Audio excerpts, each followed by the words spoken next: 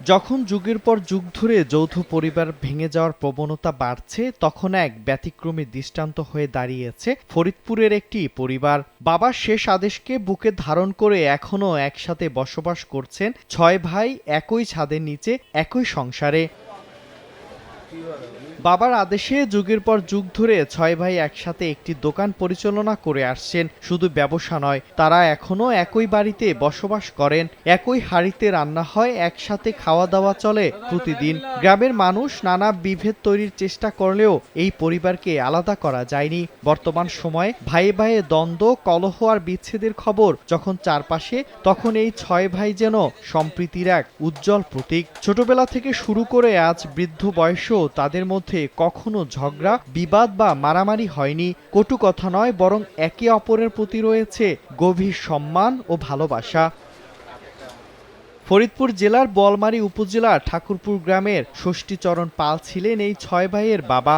জীবিকার তাগিদে তিনি মাটির হাঁড়ি তৈরি করে বিক্রি করতেন। প্রায় ৫০ বছর আগে তিনি পরিবার নিয়ে বোয়ালমারী বাজারের পাশে বসতি গড়েন এবং স্ত্রীর নামে প্রতিষ্ঠা করেন মহামায়া ভান্ডার নামে একটি মুদি দোকান। ১৯৯৭ সালের ১৪ ফেব্রুয়ারি মৃত্যুর আগে তিনি সন্তানদের একটাই আদেশ দিয়ে যান, সবাই যেন একসাথে থাকে এবং ব্যবসা পরিচালনা করেন। বাবার সেই আদেশ আজও অক্ষরে অক্ষরে পালন করছেন ৬ ভাই। আমরা ৪ ভাই দোকানদারি করি আর ২ ভাই ঢাকা থাকে।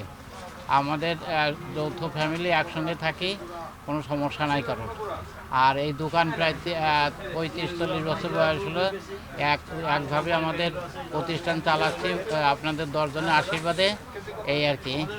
আর মোটামুটি একসঙ্গে চলছি, কোনো সমস্যা নাই। চলার কারণ একসাথেই আছি, বাবার কোনো নির্দেশ না।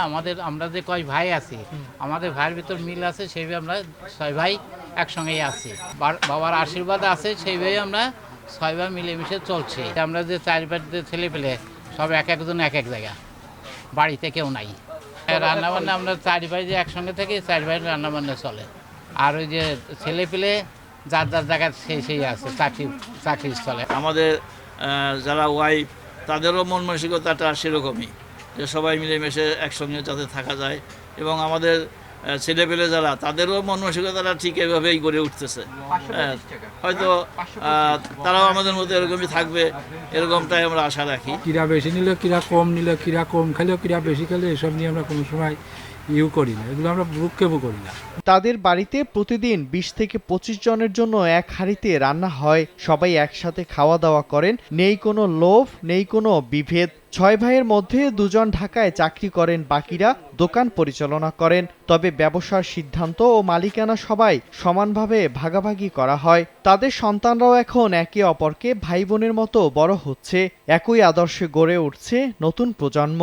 বাইরে বলছি যে মিলটা আছে ভালো যেরকমের মিলটার এই রকমের বর্তমান আমাকে মুসলমানের ভিতর দেখা যায় না। ২০ বছর দোকানদারি করি, কোনোদিন দেখলাম না যে এনাদের ভিতরে ভাই ভাইরা কোনো জঞ্জাল ফ্যাসাদ। তারা প্রমাণ করেছেন ভালোবাসা, সম্মান আর ভ্রাতৃত্ব থাকলে কোনো পরিবার ভাঙে না। তাদের একটাই স্বপ্ন, মৃত্যুর আগ পর্যন্ত সবাই একসাথে থাকা।